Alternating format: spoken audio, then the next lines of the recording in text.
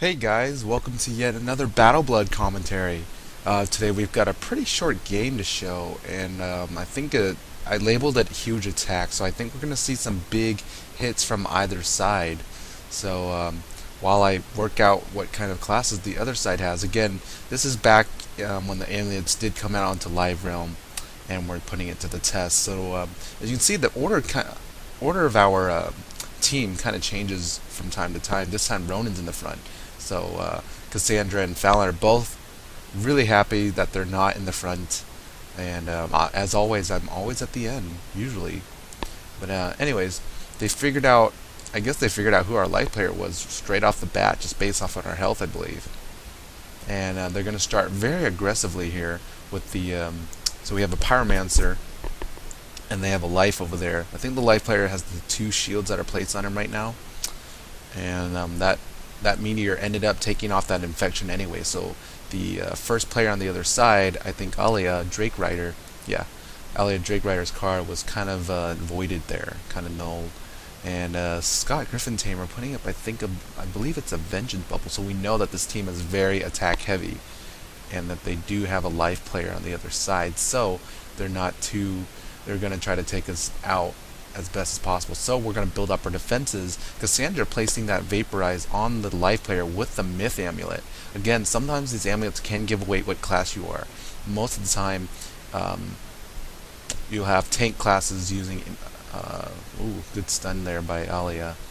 But you'll have tank classes wearing myth amulets. Oh, and that went through my conviction anyway, so she got that stun off just like she wanted it.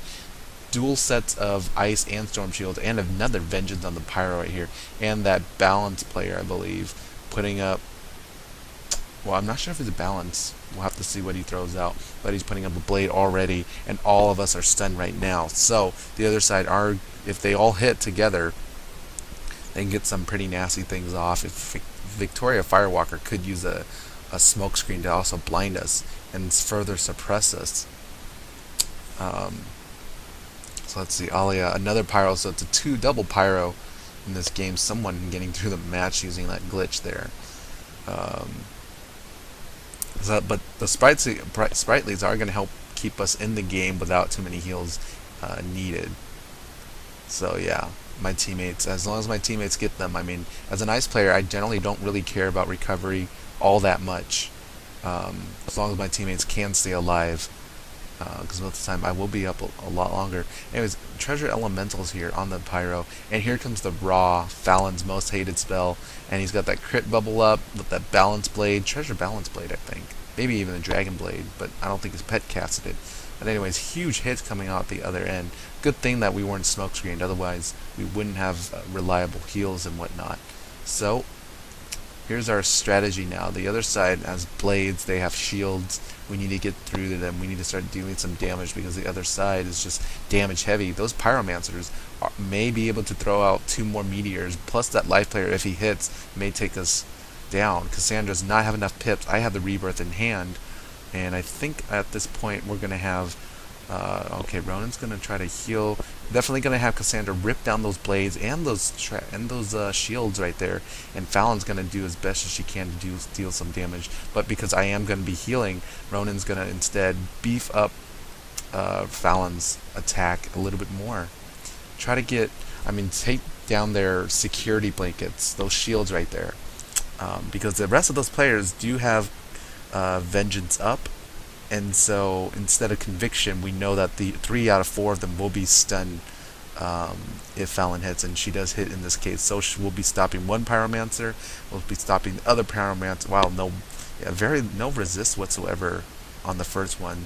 So it looks like there's some crit gear going on, plus any resist from the pets, and so we do manage to get 3 of them. So that's 3 attackers shut down. If that life player attacks, it's not going to be enough, and they're going to be in a lot of danger if he attacks this round, if they got too confident with us not being able to stun them.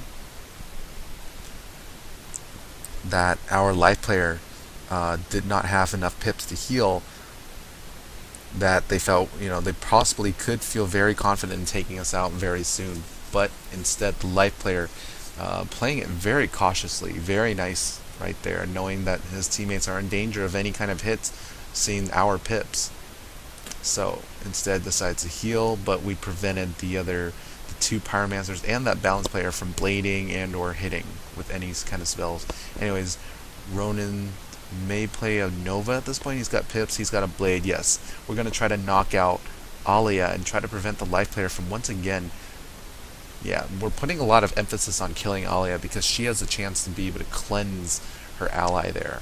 So that's why the imp was aimed straight at her instead of the other pyromancer who has the vengeance.